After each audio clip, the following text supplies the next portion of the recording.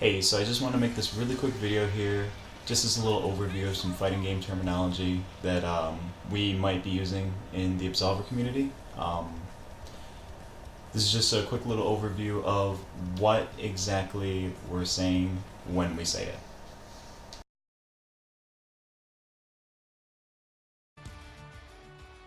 So to start things off, just as a quick little overview of this game, there are light attacks, medium attacks, heavy attacks, and special attacks. Now the lights, mediums, heavies don't really function the same way they do in Absolver, but I feel like this is just a little important intro before I get into how this stuff relates to Absolver.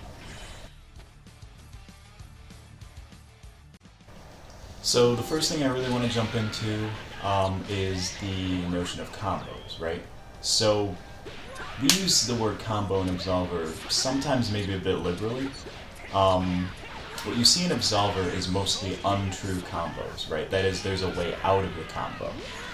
Combo, generally, at least a true combo, is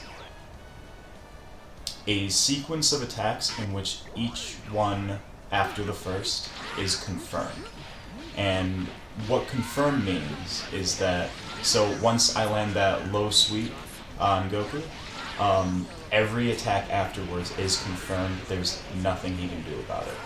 There are very few confirms in Absolver. Most of them occur after guard break.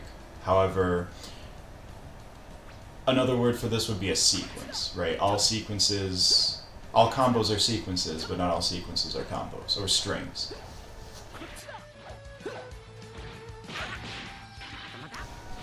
So the reason for this clip here is to demonstrate canceling, right? Because that's essentially what gold linking is. If you notice, so you see recovery frames on all of these attacks, unless they're followed up by another one, right? That's essentially what gold linking does. It skips recovery frames it cancels the recovery frames to immediately go into the next attack. You can think of them pretty much in the same way, the only difference being they don't lead to combos. Gold linking does not necessarily lead to a true combo in Absolver. So what I'm going to do next is I'm going to set the training dummy to block only the first attack if possible. What that means is that this is a block string, right? If he can do anything but block, he will stop blocking. And that's essentially what a block string is. It's anytime you are forced to block, and you actually cannot physically do anything else. I'm going to demonstrate that in a minute here.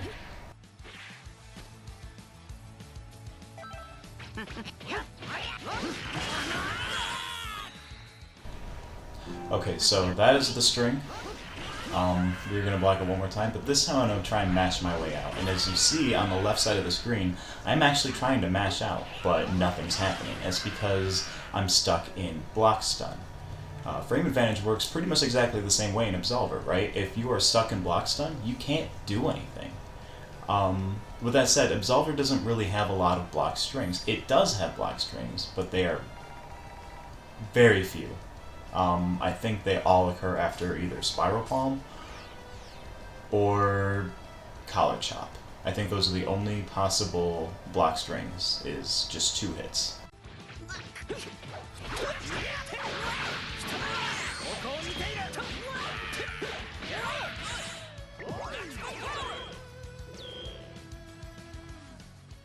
Now this is the reason talking about block strings was important, because now we're getting into frame traps. What you saw there was he wasn't forced to block, so he took the hit, as I set the training dummy to do. But the point is, there's enough space there to try and do something. There wasn't enough space to actually successfully do anything.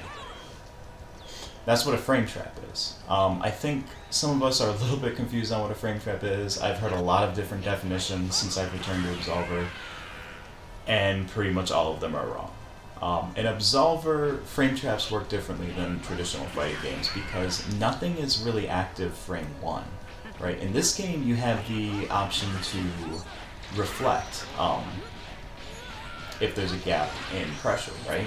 So you can get out of frame traps that way if you just press back and X at the same time. You'll basically push them off of you. But that's because that's active frame 1. In Absolver, the fastest you can get to a defensive anything is 3 frames. So sometimes you are actually forced to either block or take a hit, and you just kind of have to make that choice. So now to bring this all back full circle, what we have here is Spiral Palm into Cross Punch.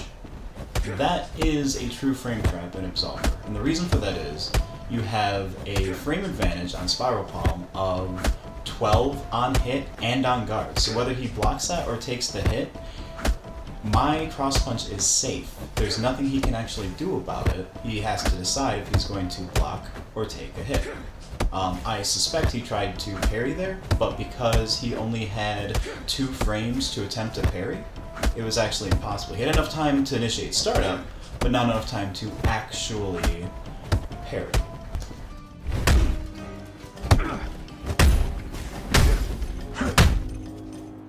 Now, as I mentioned before, most confirms only occur after a guard break, and right here we have a confirmed spinning flute swing, right? I've heard the word confirmed used to mean the attack landed. That's not true, right? The first spinning flute swing was not confirmed. I could have stopped it. I'm just bad. The second spinning flute swing was confirmed because after the guard break, I had 0 control over whether or not that landed. So, in terms of combos, I mentioned we use them a little bit liberally in Absolver because typically any string of attacks where you land multiple attacks in quick succession, it's not confirmed. Most of the time, unless it's right after a guard break, your opponent had an opportunity to get out of it. They just failed to do so. With that said, if the hit stun exceeds the startup of the following attack, you do have a true combo. You have it confirmed outside of guard breaks. For example, while Cross Punch after Spiral Palm may be safe because it creates a frame trap,